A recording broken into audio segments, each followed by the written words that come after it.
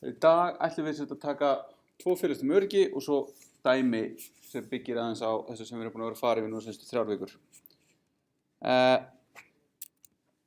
Þegar við erum að skrifa forrit, þá er það rosalega mörgu að huga og sérstaklega þegar við erum að fara að skrifa örugg forrit. Það er ekki gefins. Og þegar það kemur síðan að vefforritum, þá er það jafnvel fleiri hluti sem við þurfum að hafa í huga.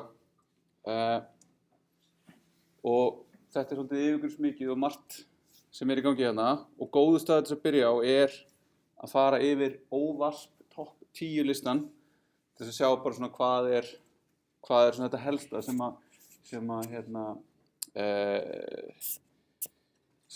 sem að vefforritunar fíldið segir vera mikilvægt, bæði út frá því sem hefur komið upp og því sem fólki finnst.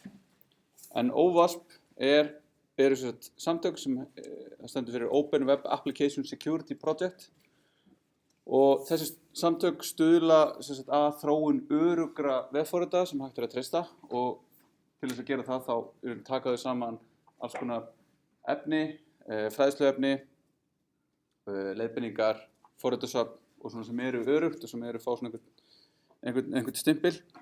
En það sem þau eru aðalega þekktust fyrir er þessi topp 10 listi sem þá bara topp 10 listi yfir helstu öryggishættur í vefforrita. Og þetta er bara afskaplega góð byrjun inn í þetta svið og í raun öll sú þjálfun sem að ég hef séð svona í gegnum árin hefur annarkvort byrjað þarna eða nota þetta miklu leyti. Þannig að ef við erum búin að skoða og fara í gegnum þetta og þið viti hvað erum að vera þarna, þá eru þið alveg komin vel á veg. Og þetta er bæði út frá reynslu, eitthvað sem fólk segir bara að þetta er rosalega hættulegt. Við verðum að kynna fólk fyrir þessu og að því að ef þetta verður eitthvað svakalegt, þá verður þetta rosalega svakalegt. Og svo bara raunverulegum uppákomum og svo þessum helstu klassísku hólum sem við skoðum. En hann kom fyrst út 2003, svo var hann uppfærður hann eitthvað 2009 eitthvað og 2013, svo 2017 og þetta er yfirfærð miðað við 2017 listan. En þetta er bara niðurtalning niður úr 10. sæti niður í 1. sæti og í 10. sæti árið 2017 var Insufficient Logging and Monitoring. En þetta ásett við það þegar við skrifum forrit og þá einhver vefforrit sem við setjum á stað, setjum út á vefinn og fólk fer að nota og það nýtir forritið eins og við höfum hugsað en síðan kemur eitthvað upp. Annarkvort það reynir einhver að gera eitthvað sem átti ekki að vera hægt eða gerist óvart eitthvað sem átti ekki að vera hægt. Og þá er það að vera með til staðar í forritunum okkar eitthvað sem loggar niður villur og loggar niður atburði sem við viljum geta fylgst með. Af því að við erum ekki stanslaust að skoða og sjá hvað er í gangi. Þannig að þegar eitthvað kemur upp, þá viljum við hafa einhvern lista, þetta eru aðgerðir sem gerðist seinustu mínúturnar, klukkutímana, dagana, vikurnar, mánuðina jafnvel.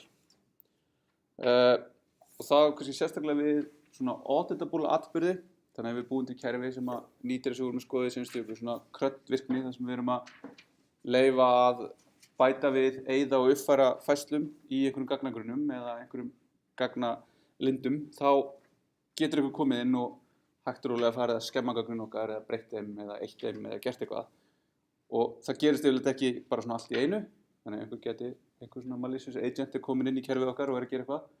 Og þá vil ég geta séð hérna notandi X á þessum dagstíma framkvæmdi þessa aðgerð á þessari færslu. Og svo getur þetta líka átt við innskráningar, þannig við erum með eitthvað kerfi þar sem við krefjumst innskráningar, en erum við eitthvað að passa upp á að einhver geti ekki bara verið að reyna að skrá sig inn margoft. Og síðan er það hinn hliðin á þessum pening að það er ekki nóg að safna bara saman fullt af loggum og vera með bestu logg í heimi ef maður síðan fylgist ekkert með þeim og er ekkert að sjá þegar eitthvað kemur upp, þegar eitthvað suspicious er í gangi. Og þá eins og með þetta loggin, hvað ef einhver er að reyna að skrá sig inn 1000 sinnum á seinasta klukkutíma fyrir einhvern notanda, þá er líklegast eitthvað óðurlegt í gangi því það er engin venjuleg manneskja að fara að reyna að skrá sig svona oft inn. Þannig að þá er einhver botti, þessi botti frá hvað IP-tölur er að koma, fyrir hvað notandi er að skrá sig inn, bara eitthvað admin eða er þetta einhver ákveðin notandi, er sá notandi hugsanlega eitthvað compromised, ættum við að loka þann notanda, ættum við að loka þessu IP-tölu, þannig að þetta vex svona út frá sér hvað á að gera þegar eitthvað byrjar að vera skrítið. Og líka ef einhver að eyða grunsamlega miklu af gögnum, ef einhver fer inn og eyðir öllum færslum og gagnagrunnum hjá okkur, það eðlilegt? Það use case sem við gerum ráð fyrir, ef einhver fari inn og eyðir svona miklu? Stundum sett einhver svona takmörk, þú getur bara 1% á einhverju tímabili, annars triggerir eitthvað svona failsafe, sérstaklega í svona stærri kerfum þar sem við verðum að vinna með viðkvæm gögn. Og svo þetta, þegar við erum að skrifa forrit og erum að ákveða, ég þarf að bæta við einhverju logging, þá það ekkert, þá erum við alltaf verið mindseti þegar við erum að skrifa forritið, versus það þegar við erum bara shit, það allt bilað, hvað í gangi, og þá þurfum við að vera að logga réttar upplýsingar og á réttum stöðum til þess að geta búið til eitthvað svona, búið til myndaði hvað í gangi og geta svona rekið okkur í gegnum kerfið og í gegnum villurnar og komist að því hvað í raunverulega að. Þegar við sjáum bara eitthvað, vefurinn okkar birtist ekki, það einhver villa hérna, en ég veit ekkert hvaðan þessi villa kemur eða af hverju og hún triggerast af handahófi að þið virðist einhvern tíman þegar að vefurinn minn undir ákveðin miklu lóti. Þannig að það einhvers staðar, þetta minnisleki, ekki verið að loka á einhverja tengingar, það margir möguleikar og þá þetta að vera að logga hvað að gerast hvar og hvar erum við að, hvar gæti eitthvað farið úrskeiðis. Og svo verður þetta svona balancing act, að þegar við getum loggað bara allt. Við getum bara fyrir hverja einustu línu á forritskóð að vera með eina línu á loggum. Það yfirleitt allt og mikið. Og hvaða gögn, á ég að logga allt stateið og öllu appinu mínu í hvert skipt sem ég að logga, eða á ég að vera að giska þetta eitthvað sem skiptir máli á þessum tímapunkti. Og hvert ef við að logga þetta? Ef við að skrifa þetta bara í einhverja skrá á disk, eða ef við að skrá í einhverja logging þjónustu sem keyrir á sama networki eða keyrir einhverstaðar út í heimi. Og þá eru svona þjónustur eins og Papertrail eða Sentry eða Logentries eða eitthvað svona sem eru, eða Loggly, fullt af svona þjónustu til. Eða skrifum við þetta bara út í console og látum síðan eitthvað annað sjá logging fyrir okkur. Þess að þetta senda þetta eitthvað annað. Og við munum sjá það, þannig virkar allir á Heroku. Og skrifum við bara console log og það verður síðan því hendi eitthvað straum sem að síðan streymt eitthvað sem við ráðum. Við getum setta í eitthvað kerfi og alls konar.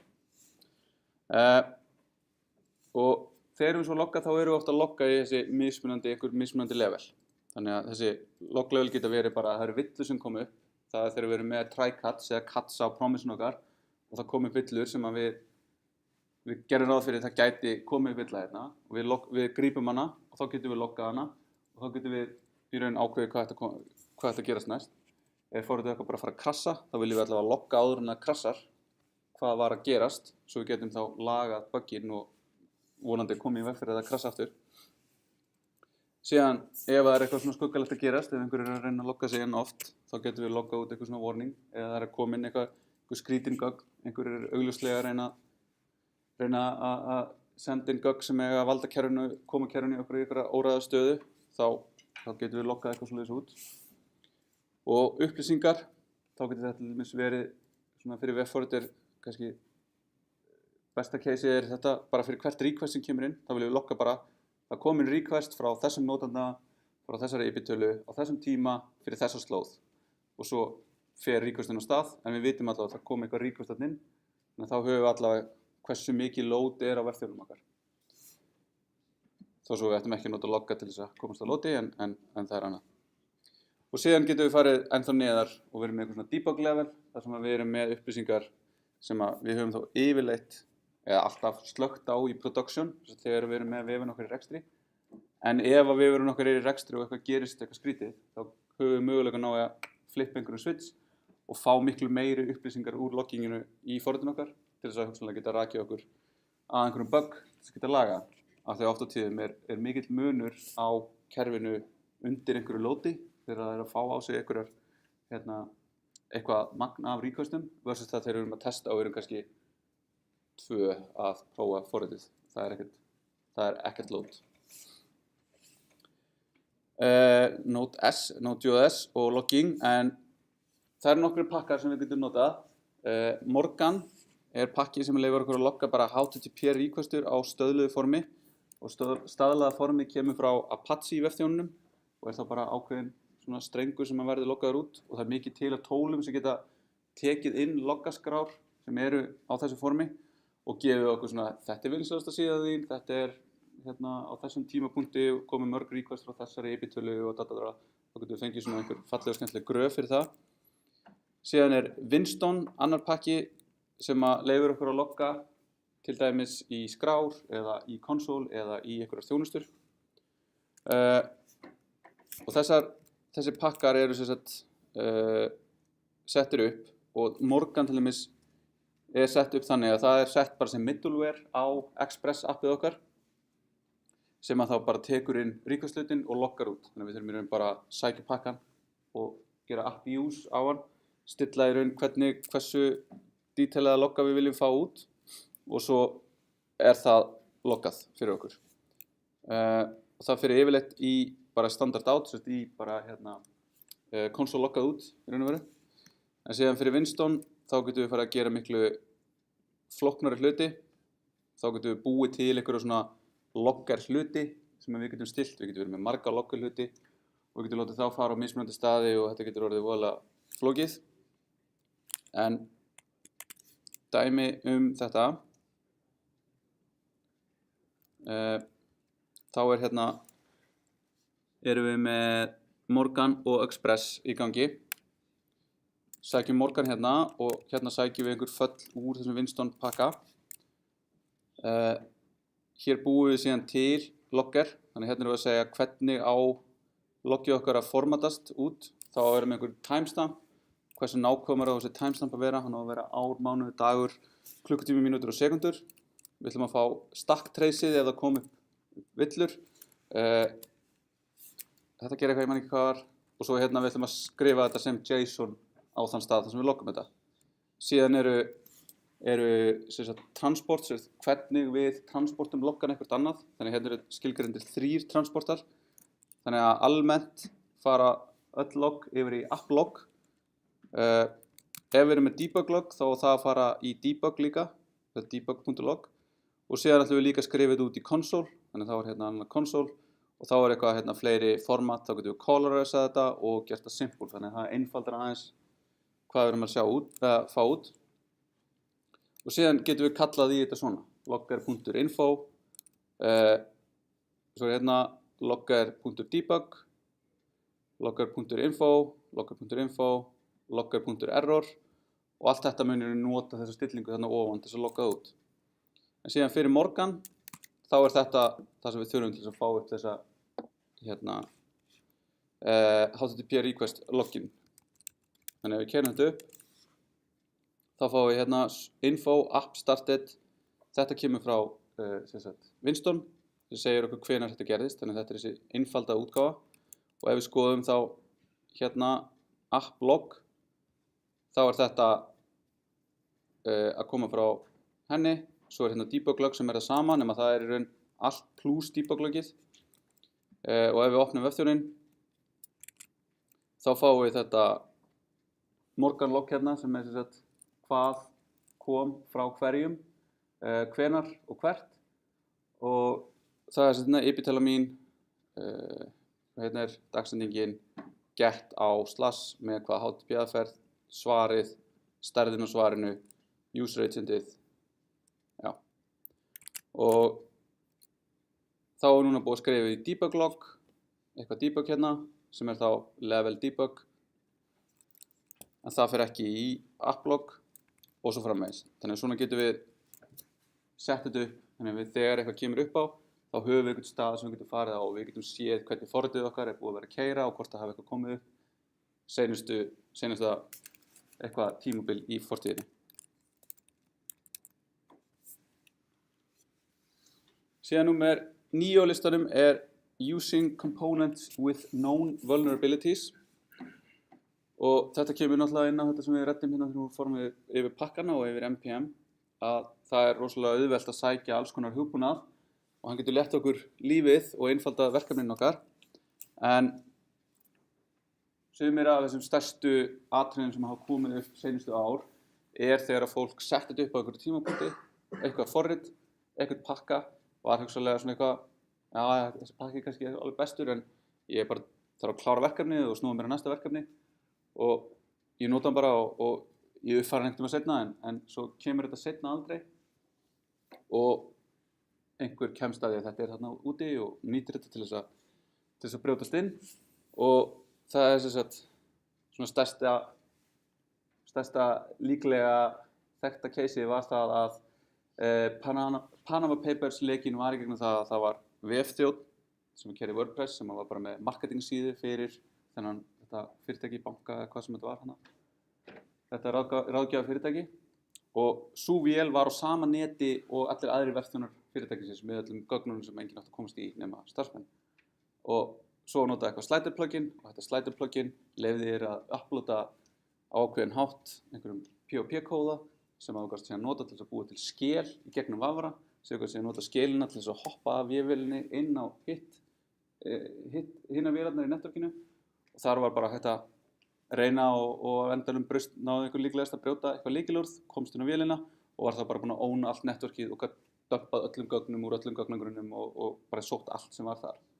Og það var bara út af því að fyrsta var það að vera með marketingvefin á sama networki og öryggadótið þitt sem átti ekki að gera, þú átti að halda þessu aðskildu og hitt að nota eitthvað plugin sem var ekki uppfært, var kannski alltaf í lagi á þessum tímapunkti sem að þú settir það upp en þegar þú ert að nota til dæmis WordPress og nota svona hluti sem eru mjög vinsælir þá eru þeir vinsælir og þar af leiðandi eru þeir líka mjög mikið skoðaðir af hökkurum og fólki sem vill komast í eitthvað juicy út af því að það er svo auðvelt, það er svo mikið af WordPress-vefum. Það er 30% af vefnum keyrir á WordPress og ef að 5% af þeim keyra eitthvað svona slider plugin þá get ég bara búið til botta sem skoða bara allt internetið og leita þessu slider plugini og ef ég finna það, þá get ég bara, ertu með þessu útgáfu? Já, þá get ég bara farið og tekið yfir vélina þína. En þetta er svona yfirleitt ekki eitthvað svona bad intentions, þetta er bara svona fólk vissi ekki betur eða var ekki nógu diligent þegar það var að setja upp eða ætlaði að gera eitthvað og gleymdi og þá getur svona gerst. Þannig að það er ekki nóg bara að sækja ykkur á pakka, setja það upp og svo setja verkefni einhvers þar upp og fara frá því og líta aldrei á það aftur. Því að við berum að vissu leyti svona bæði faglega og stundum bara lagalega eða peningalega ábyrgð á því að verkefnin okkar séu í lagi og þau séu uppfærð. Þannig að þá getum við komið þessu í hendurnar á einhverjum öðru sem tekur við þessu og sér að uppfæra þetta eða við þurfum að koma með eitthvað plan sjálf. Og þá getur þetta orðið hættulegt við það að vera ekki með þessar nákvæmu útgáfur af pökkunum í NPM af því að ef við erum með svona karet þá munum við fá þessar uppfærslur sem eru líklegast að loka á einhverjar villur eða koma upp. En svo er þetta ekki bara við hugbúnaðinn sem við erum að nota gegnum NPM eða eitthvað því að svo setjum við þetta upp á einhverjum vélum og erum við að keyra þær vélar sjálfu, erum við að reka þær vélar sjálf, hver sem að uppfæra stýrikerfið, hver sem að uppfæra nót á vélinu sem við erum að keyra þetta á og þetta er rosalega stórt og mikið og margt og mörgu sem þarf að huga. Þannig að þessum er alltaf gott að vera með einhvern annarkvort í þessu eða bara outsource þessu á einhvern hátt og borga þá bara smá premium fyrir það að það er bara einhver annar sem sér þetta. Við þurfum ekki að hafa áhyggjur af stóru myndinni, heldur kannski bara litlu myndinni sem er forritið okkar. Það sem það keyrir er síðan alveg öruggt og solid. Og síðan að setja upp einhverjar sjálfvirkar athuganir og það er til dæmis eitthvað sem að GitHub er farið að gera mikið núna. Þannig að ef að við erum með verkefni á GitHub og við erum að nota einhvern pakka sem er með þekkta villu, þá fáum við notification bæði inn á GitHub og að senda ykkur tölvupóst það að við séum að nota eitthvað sem er óöruggt. Þannig að ég er til dæmis hérna með verkefni frá því fyrra, held ég hérna, og þá ég bara ekki, þetta er á listanum hjá mér að laga, þú veist, tekur tíma, maður þarf að gera það. Þannig að hér ég að nota eitthvað í þessu, þá búið að finna hérna í package.json að eitthvað af þessum hérna, það er heldur rétt sem að var, óöruggt. Já, það er að segja margt. High severity. Þannig ég ætla að fara að laga þetta. Þá get ég ítt á þetta og sé þessi útgáfa hérna er vulnerable og þá get ég sé hérna, þá er þetta frá opinberri stofnun út í Bandaríkjunum sem að National Vulnerability Database sem að heldur utan þetta, þá er búið að komast að því hérna að þessi pakki svona og það hérna vulnerability type, input validation, mjög klassískt. Það einhvers veginn að vera að taka við einhverju inputi, það ekki validata rétt og þess vegna buggur í þessum pakka. Og svo getur það verið að það sé afskaplega ólíklegt að einhver geti nákvæmlega nota þennan bugg í þessum pakka til þess að gera eitthvað slæmt við vefinn okkar. En svo getur þetta oft svona compoundað saman. Ég að nota þennan pakka og þennan pakka og þennan pakka og ég að keyra þetta í svona umhverfi og þannig verður til svona einhver leið fyrir einhvern óbrotinn aðila til þess að komast inn og gera eitthvað af sér. Þannig að þetta oft, það sem var eitthvað svakalasta sem ég sá var einhver sem að brjótast út úr sandboxinu í Chrome með því að nota held ég 7 eða 8 mismunandi vulnerabilities, allt sem eskalataði bara aðeins, við fórum upp eitt level hérna nær, eitt level nær og ekkert af þessu var alvarlegt eitt og sér. Þetta allt ekki saman, þá var þetta þannig að ég gat í raun ónað hvaða Chrome var sem var, sem bara, það bara eitthvað fólk sem situr bara yfir þessu og bara að lesa gegnum deassemblaðan kóða og bara, finnur hólurnar. Ef það eru hólur þá verða það fundnar, ef þið eru nú að vinsæl. En síðan, númer 8, Insecure Deserialization. Þetta kom líka nýtt inn á lista 2017 og þetta var eitthvað svona sem hefur ekki verið stórar árásir sem hafa orðið til vegna þessa, en eitthvað sem gæti gerst. Og þá þetta þannig að við erum með eitthvað kerfi A og kerfi B, þau þurfa að skiptast á einhverjum upplýsingum og kerfi A serialiserar þessi upplýsingar, þá til dæmis í JSON form og sendir það yfir til B, þar sem að B deserialiserar þessu og keyrir þetta og hugsanlega bara sem gögn, þess að færir þessi gögn inn í einhver forrit og keyrir á þessum gögnum, en í einhverju tilfellum líka hægt að serialisera og senda á milli forritakóða. Þannig að þú getur Java svolítið mikið notað í einhverjum frameworkum, en þú veist, þá getur þú bara serialisera eitthvað fall, setta yfir einhvern server og keyrt það á serverinu. Og við höfum séð svona form sem notað fyrir þetta, sem JSON, sem notað til að serialisera þá gagnastruktúr úr JavaScript og senda yfir í eitthvað annað. Það líka notað í C# og líka notað í Java og alls konar. Og síðan eru sum forritunarmál með sitt eigið gagnaform fyrir þetta. Og það sem þetta getur bitið okkur það að ef við serialiserum gögnin og við treystum því að það verði ekkert átt við þau. Þannig að við treystum því það búið að valda öll gögnin, það búið að serialisera þau og þá verði það í raun transportið frá A til B sé í raun alveg örugt og það sé enginn sem komist þar inn á milli og geti átt eitthvað við gögnin. Og þá bara deserialiserum við þar og keyrum gögnin án þess að validata þau aftur. Þannig að þá getur, ef einhver kemst inn á milli, breytir hugsanlega einhverju smávægilegu, þá keyrir forritið öðruvísi en ætlast var til á nýjastanum. Þannig að þá hérna dæmi eitthvað svona, þetta eru P&P, það sem að þú serialiserar einhver gögn, þetta þá að gera eitthvað, þetta veit ekki nákvæmlega hérna einhver strengur sem eru 7 stafir, integer sem 2, eitthvað string sem 4 sem user og þetta einhverstaðar geymt eða sendt einhverstaðar á milli eitthvað, en einhvern veginn kemst ég í þetta, hugsanlega gegnum einhverja aðra öryggishólu, eitthvað, ég kemst í þetta og ég get einhvern veginn fengið fram minn notanda þarna, þar sem ég get loggað mig inn sem þessi notandi og ég sé hérna, já, ég Mallory og ég bara user, ok? Svo sé ég hérna Alice og hún admin og þá get ég hugsanlega bara farið og einhvern veginn breytt þessi user hérna fyrir mig bara yfir í admin og refresha síðuna og þá ég hugsanlega bara orðinn admin þegar ég náði bara að eiga við gögnin sem að einhvern datt í huga væri verið að fara að eiga við. Síðan annað af þessum svona frægustu hólum, það cross-site scripting eða XSS og notar X út af því að það vil ekki klassa við CSS. En cross-site scripting það þegar að okkur text eða einhverjum text að láta forritið okkar keyra einhvern kóða sem það ætti ekki að vera að keyra. Þannig að mér tekst einhvern veginn að eitra kóðan í verkefni hjá einhverjum þannig að það keyri það sem ég vil og þá keyrist það í raun í einhverju aðru samhengi en hefur í raun keyrið í sama samhengi og allt annað í vefforritinu. Þannig að þá get ég komið inn einhverjum kóða sem hefur aðgang að sömu leyfum, sömu upplýsingum, sömu gögnum og get nýtt það. Ég get framkvæmt einhverjar aðgerðir, ég get afritað einhver gögn, ég get stolið aðganginn þínum eða eitthvað svoleiðis. Og þetta er náttúrulega mjög slæmt ef þetta gerist. Og ef þetta gerist þá verður þetta oft líka mjög svona, þú tekur ekkert eftir þessu. Þetta er bara allt í einu, einhver kóði sem keyrir, hann gerir ekki neitt, hann breytir ekki neinu, hann er bara einhvers staðar ein lína af kannski 20.000 JavaScript línum sem að keyra og þarna að færa allar cookies af vélinni þinni eða klientinu þínum yfir á einhvern server hjá einhverjum vondum aðila.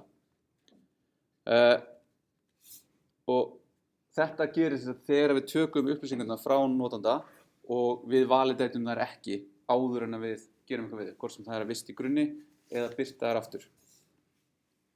Þannig að það sem við þurfum að gera er að taka alla strengi sem við fáum frá notendum, og ekki bara strengi, bara öll gögn sem við fáum nokkuð tíman frá notendum á hvaða formi sem er og alltaf bara halda á því. Þetta er bara heitt kartafla sem við verðum að hreinsa þetta og við verðum að passa upp á þetta og við verðum að gera allt sem við gerum til þess að koma í veg fyrir þetta skemmi fyrir okkur.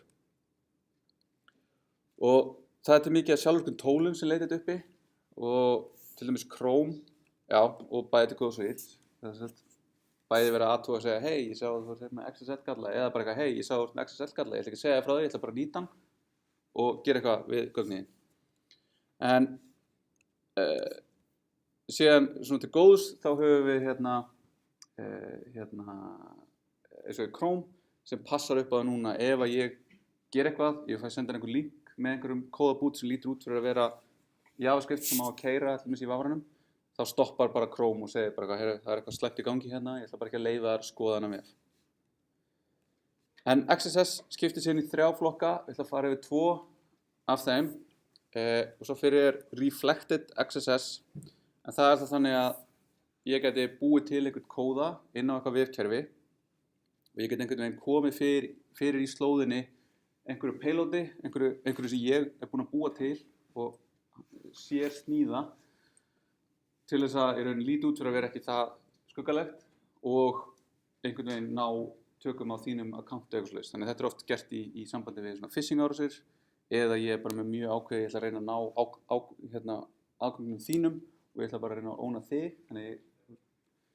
Og þá fæ ég þessa slóð og ég keyri þennan kóða og þá í rauninni keyri samhliða einhver kóði frá mér sem að þá gerir eitthvað, stelur upplýsingunum þínum eitthvað svoleiðis. Þannig að þá getur það verið hérna í sinni einföldustu mynd. Ég geti sendir einhverja slóð hérna, voru að sjá þessa leitaniðurstöður og þá er þetta hérna, þetta er einhver kóði sem síðan keyrir bara þegar þú opnar síðuna. Og Chrome er farin að venda fyrir þessu sjálfkrafa að einhverju leiti, þetta er ekki fullkomið. Þannig við getum ekki treyst í almennt, við getum ekki bara fært ábyrgðina yfir það að notendur ættu bara að vera með nýjustu útgáfur á Chrome. Þannig að það sem við verðum að gera, og það sem bara gildi fyrir allt, er það að hreinsa allt sem kemur frá öðrum. Já, skoðum bara hitt líka og tökum svo dæmi þetta. En hitt er Persistent XSS. Það sem er ekki þannig að ég sendi einhvern kóða frá mér eða ég búi til einhvern link sem einhver annar opnar og eitthvað slæmt gerist. Heldur kemst ég að því að það er einhvern veginn hægt að posta einhverjum gögnum á eitthvað form eða vinna með einhver form sem vistar þetta einhvers staðar í einhverju gagnageymslu sem er síðan birt aftur einhvern tímann seinna. Þannig að við erum reyna ekki að gera þetta svona reflected, þannig að ég er ekki svona að spegla þessu bara í gegnum einhverja eina aðgerð, heldur er ég reyna að koma þessu fyrir einhvers staðar þar sem þetta er bara persistent í einhverju gagnageymslu. Og síðan eru þessi gögn keyrð og sótt og keyrð í einhverju kontexti, einhverju öðru kontexti jafnvel, og þá allt í einu keyrir þessi kóði sem gerir eitthvað slæmt. Og þá getur þetta hugsanlega verið af öllum notendum, þannig að mér tekst einhvern veginn bara að gera þannig að allir sem farin á þessa síðu eða þetta minn profile eða eitthvað, þeir keyra þennan kóða. Eða þá að mér tekst einhvern veginn að eitra fyrir einhverjum admin, þannig að ég geti til dæmis komið einhverju fyrir í loggum eitthvað og þá keyrir þetta þegar næst einhver admin loggar sig inn á einhver loggsíðu. Þá segir svona, hei, senustu 100 heimsóknirnar hjá þér og í því er einhver kóði sem maliciously finnur cookieið og sendir það í burtu og einhver annar getur tekið yfir admin-aðganginn. Og XSS er yfirleitt þetta bara svona, já, þó séð hann númer hvað, 6 eða 7, þá er þetta, ef það er XSS í gangi, þá er það alveg fáránlega hættulegt og getur bara, já, það getur í raun gefið fólki aðgang að því bara að óna alla sem að koma inn á vefina hjá okkur. Af því að næsta skrefi er í raun að setja upp inn einhvern vírus sem að targeta síðan notendur sem eru ekki með nýjustu vafra og þetta eskaletar mjög hratt. Og þetta kemur ekki bara fram þegar við erum að vinna með form, þannig að það er ekki bara nóg að treysta, bara eitthvað, ok, ég er bara að hreinsa allt sem kemur, allt sem á hérna við kemur formum, ég hreinsa það er solid hjá mér, en svo er ég hugsanlega að nota einhverja aðra þjónustu til þess að fletta ykkur upp eða gera eitthvað og ég trýta það sem bara örugt. Já, ég er að kalla í einhverja vefþjónustu, þessi vefþjónustu er aldrei að fara að skila neinu slæmi til mín, en svo kemur það upp að einhver ónar þá vefþjónustu, ég nota þá vefþjónustu og þá er ég næsta skrefið í einhverjum hlekk. Þannig að treysta engum. Og þá til dæmis geta HTTP headerar frá notendum geta innihaldi XSS og skemmtilegt sem að sá, það var einhver sem að Whois er það sem við notum til þess að fletta upp lénum og það er runnið frá DNS sem við notum yfirleitt í einhverju svona client, í svona command line clientum, þannig ég segi eitthvað svona Whois, eitthvað hi.is, getum kert hérna Whois, hi.is og þá fæ ég hérna allar upplýsingar þetta, hver er skráður fyrir, hver er tæknilegur aðstöðar, þannig að ef eitthvað kemur upp, þá get ég nota þetta til þess að komast í samband við einhvern sem á hi.is. Þá hafði einhvern sem tekið bara eitthvað af þessu hérna og sett bara eitthvað ról hérna, það var bara eitthvað JavaScript kóði. Af því að þetta er aðalega búið að færast yfir á vef í dag og þá er fólk bara að fletta upp í gegnum Whois og birta það á vef og ekkert að hreinsa gögnin, heldur bara að birta þau as is á vefnum og þá allt í einu varstu bara farin að geta óna einhverja mjög sjaldan en einhvern tíma. Þannig að maður má aldrei vanmeta það hvað fólk er rosalega persistent í þessu að reyna óna mann. Við getum notað í Node sérstaklega, þá getum við notað library sem heitir bara XSS til þess að hreinsa allt input áður en við birtum eða vistum það. Af því þó svo við séum ekki fara að birta það, þá verðum við að hreinsa það hvað sem er, af því að einhverjum tímapunkti gætum við birta.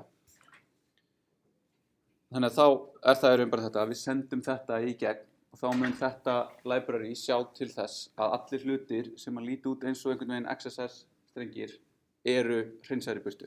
Af því að þeir eru ekki bara eitthvað script alert 1, þeir eru miklu flóknari. En það er það sem maður sér yfirleitt, af því að ef að mér tekst að gera alert 1, þá er ég búinn að sýna fram á hóluna, þá er ég búinn að sýna fram á ég get, the world is my oyster, ég get bara gert hvað sem ég vil við. En þetta er svona bæði til svona fyrir til svona upplýsinga og líka ef maður vill prófa sig áfram og vill helst gera þetta bara á sínu eigin vef, passa maður sé ekki í ruglinu. En þá er hérna R-Snake, hann var svolítið frægur í byrjun, þá er þetta dæmi hérna, þetta er allt möguleikar sem ég get peistað inn í form til þess að ná fram XSS. Og þá er þetta að nýta alls konar bara detaila í spekkum eins og hérna er eitthvað meta refresh með content sem er data, sem er text HTML, sem er base64 encodar og base64 encodinin er JavaScript sem er þá decoded, keyrð as is inn í vafranum á einhver tímapunkti og þú varst búinn að ná tökum á því. Þetta lítur ekkert út eins og þetta sé eitthvað að fara að keyra einhvern JavaScript kóða, en það gerir það. Og svo hérna að búið að taka og setja HTML entities fyrir þetta er decodað yfir í JavaScript sem er síðan keyrt. Og út af því að það er sett sem img source, þá er það. Þannig að þetta er miklu flóknar og þetta er mjög djúp hóla ef maður fyrir að skoða og hérna ætlar að læra XSS að fullu. En tökum dæmi áður en við tökum smá pásu. Þannig hérna erum við með reflected XSS árás sem er þá að ég er með eitthvað þjón, ég er með eitthvað form hérna, tvö form, eitt sem gerir get, annars sem gerir post.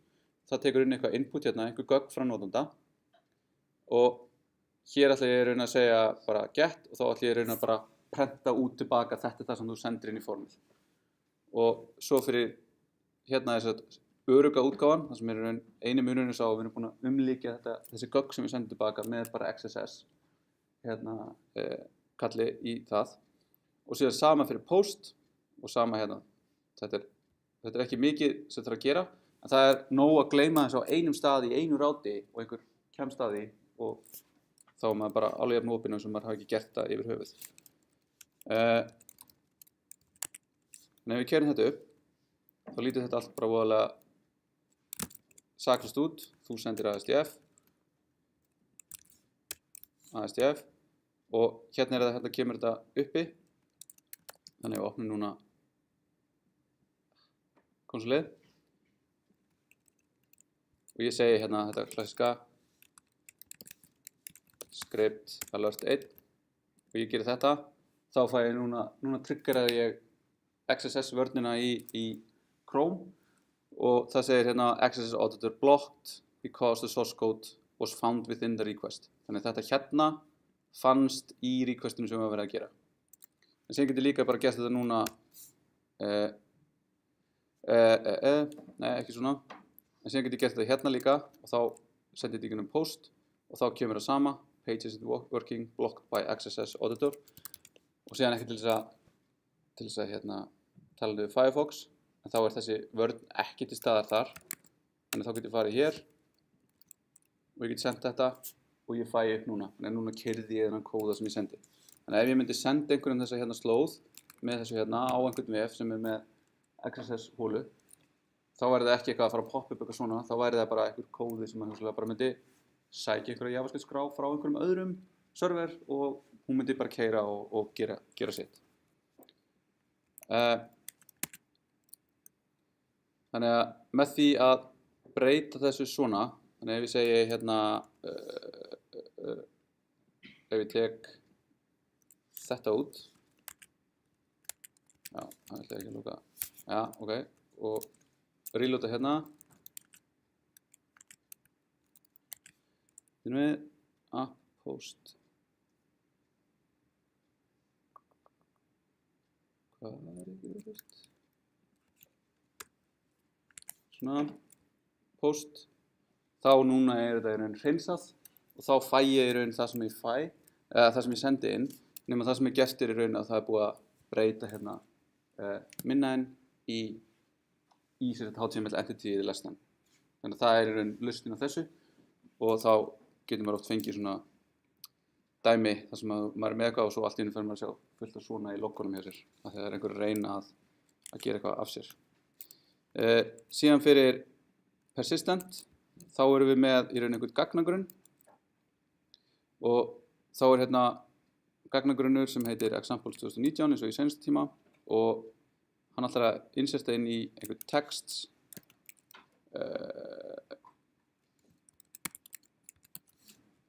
þannig að við erum með hérna var taflan til? Nei, hún var ekki til, maður sjá hérna, svona, nú er þessi tafla til og við insertum þessi gögn og við selectum síðan upp úr því á einhverja annari síðu. Þannig að ef við keyrum það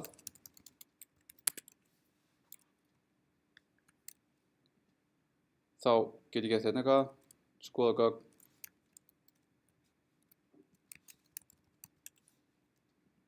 ok, allt voðalega saklaust þangað til að einhver gerir svona og ég gerir skoða gögn og þá stoppar mig ekkert hérna af því að Chrome getur ekkert vita að það sem var að koma úr síðunni af bakendanum sé ekki bara það sem eigi nákvæmlega að sína. Chrome er ekkert að fara að vera að stoppa okkur í að vera með einhver JavaScript forrit. Það er ekki hlutverk vafrans. Þannig að þá er hérna þetta komið og þetta er komið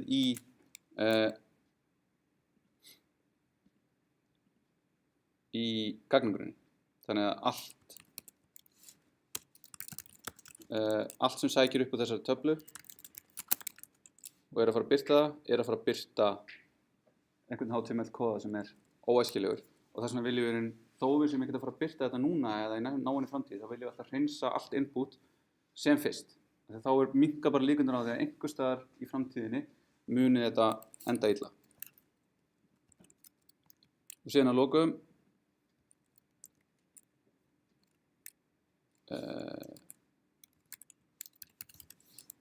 þá erum við með eitthvað sem að keyrir á einhverju svona, hérna er eitthvað log sem við bara, fyrir þetta dæmi þá er þetta bara fylki í minni sem lengi sem appi keyrir, sem logga bara niður allar requestir sem kom inn og þeir alltaf að logga bara hvaða slóða verið að biðja hvaða user agent var þetta með að taka headerinn úr requestinni og síðan birta þetta þegar við förum á eitthvað /log hérna.